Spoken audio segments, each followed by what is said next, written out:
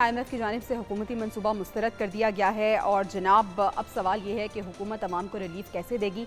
कुछ र्यूमर्स थी कि शायद 23 मार्च को जब वज़ीर आज़म शहबाज शरीफ खिताब करेंगे तो उसमें अवाम को कौम को एक खुशखबरी सुनाएंगे और बिजली के निर्खों में शायद कुछ कमी की जाए, लेकिन ऐसा नहीं हुआ और ना ही इन फ्यूचर हमें नज़र आ रहा है। आदिल साहब, अवाम को रिलीफ आखिर फिर हुकूमत कैसे देगी और IMF ने अब हुकूमती जो मनसूबा बनाया था उसको भी मुस्तरद कर दिया है।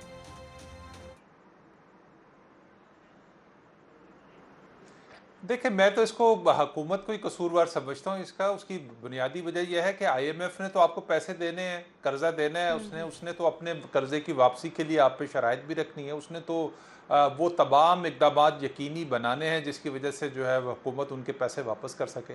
अब यहाँ पे बदकिस्मती ये है कि हुकूमत जो है वो अपने गैर तरक्याती जो अखराजात है, जो उसको कम करने चाहिए थे, वो जो इदारे जो ब्लीडिंग कर रहे हैं, जो आवाम के टैक्सेस का पैसा जहाँ पर ज़ाया हो रहा है, वहाँ पर हुकूमत अभी तक कुछ नहीं कर सकी है।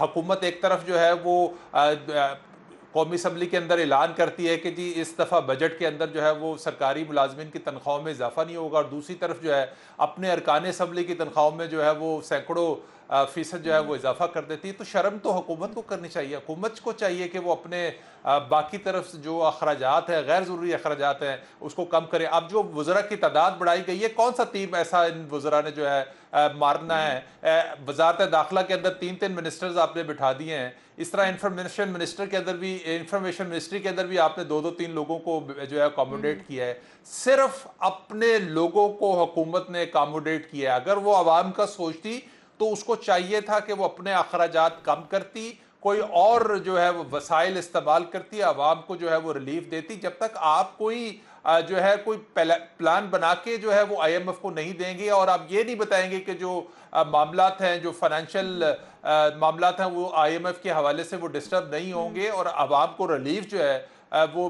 भी मिल जाएगा, तो वो IMF क्यों आपको इनकार करता। आप एक तरफ जो है वो अपने अखराजात बढ़ाई जा रहे हैं और दूसरी तरफ आप कहते हैं कि हम आवाम को रिलीफ देना चाहते हैं ताकि हम उसका बिल्कुल पॉलिटिकल बिल्कुल फायदा ऐसे उठा वाक़ई सकें। साहब, ऐसा नहीं लग रहा कि IMF की आड़ में अपनी ख्वाहिशात को पूरा करते जा रही है और अवाम जब सवाल करती है तो वो कहती है कि IMF ने ये किया है, हम तो बेबस हैं।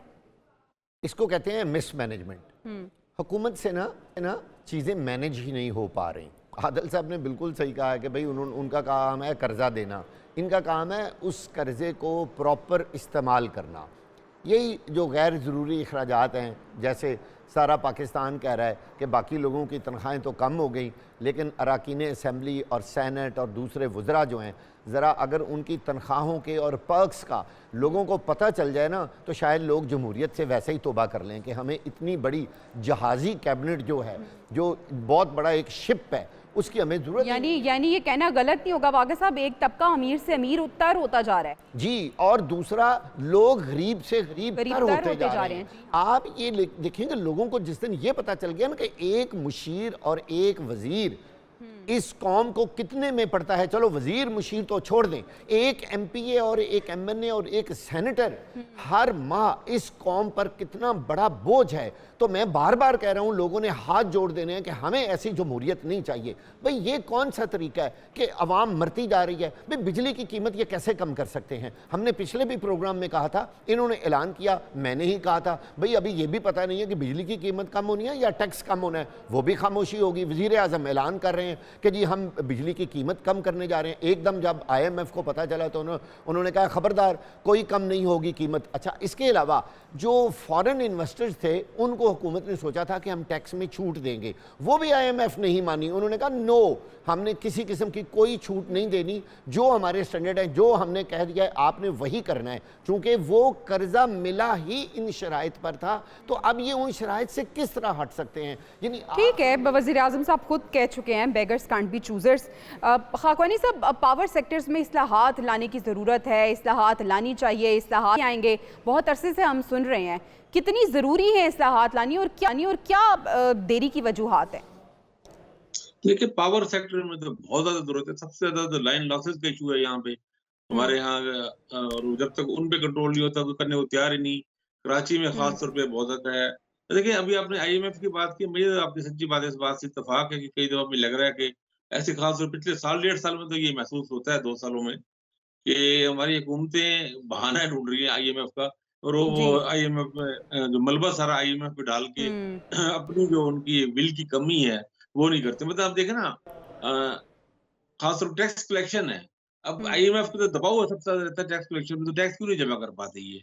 पता लगता है कि ज़राअत पे भी टैक्स नहीं लगाया उन्होंने, जो नए जो इजाफे करने हैं टैक्स पेयर उसमें भी इजाफा नहीं किया। और बेशुमार दफा हमने सुन चुके हैं पिछले कई सालों में कि जी कोई 3 मिलियन के करीब 30 लाख ऐसे लोग मौजूद हैं जिनमें बड़ी गाड़ियां हैं, बाहर सफर करते हैं, बच्चे इनके महंगे स्कूल में पढ़ते हैं, टैक्स पे नहीं देते, तो उनकी जी कार्रवाई करनी, कुछ नहीं हुआ। अभी जो तब्दीली की गई थी FBR में, वहाँ पर राशिद जंगियाल साहब आए थे, तो वो उनके बाद भी यही खबर सामने आई कि 1000 गाड़ियां चाहिए उनको, उसमें अलग इशू चल रहा है। तो वो मेरे ख्याल है कि हमारे ये बहुत कुछ इस्लाहत सिर्फ पावर सेक्टर के है, तो हर शोबे में इस्लाहत की जरूरत है और डिसिप्लिन लाने की भी जरूरत है और परफॉर्म करने की। मेरा ख्याल है हमारा परफॉर्मेंस इशू बहुत ज्यादा है और शायद कैपेसिटी इशू भी बन गया है कि हमारे जो लोग हैं, ब्यूरोक्रेट हैं, उनकी क्वालिटी बहुत डाउन हुई है, उनकी काम करने की ईमानदारी और नीयत में तो पहले से ही बहुत बुरी थी, लेकिन मेरे से काम की सलाहियत में फर्क पड़ा।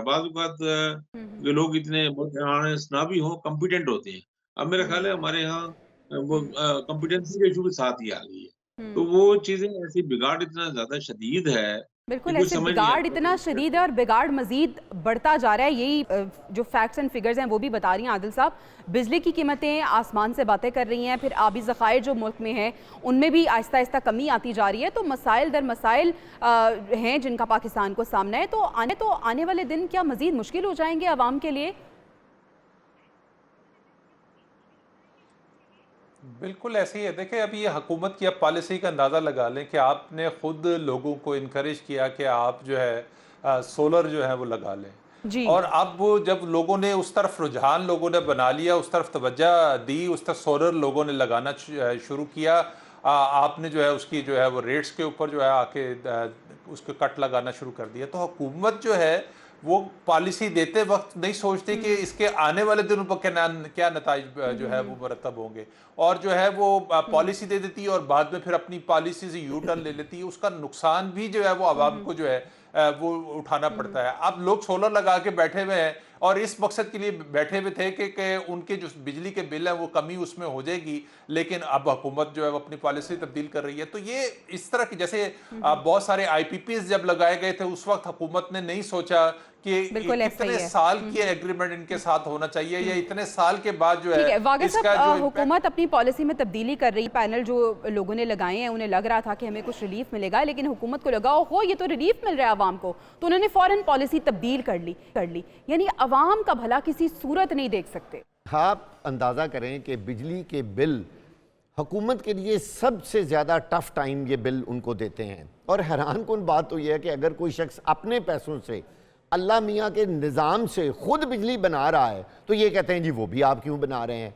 मतलब ये सब लोगों की समझ से ही बाहर है। और पहले बार बार मौजूदा वज़ीर आज़म की आप तकरीरें सुने कि जी सोलर लगाएं, हम ये करने जा रहे हैं, हम वो करने जा रहे हैं। असल बात यह है जवेरिया, इस मुल्क को अशराफिया ने और ब्यूरोक्रेसी ने लूट के बिल्कुल ख़त्म कर दिया है। मैं आपको एक बात बताऊं, इस वक्त 300 से 400 ऐसे सरकारी मुलाजम बाहर बैठे हुए हैं, जो आप लोगों के लिए कि बड़ी हैरान कुन बात होगी, जो डॉलर्स में पेंशन वहां ले रहे हैं। अंदाजा करें, ये पूरी दुनिया की वाहिद मिसाल है। और क्यों वो ले रहे हैं, ये कैसे उन्होंने कानून बनाया? क्योंकि हर ब्यूरोक्रेट दूसरे ब्यूरोक्रेट को सपोर्ट करता है। उन्होंने कहा जी एक समरी पास कर दें, हम बाहर के मुल्क में बैठे भी बाहर के मुल्क बिल्कुल ऐसे और बड़ी भारी जो तमाम सूरत हाल चल रही डॉलर्स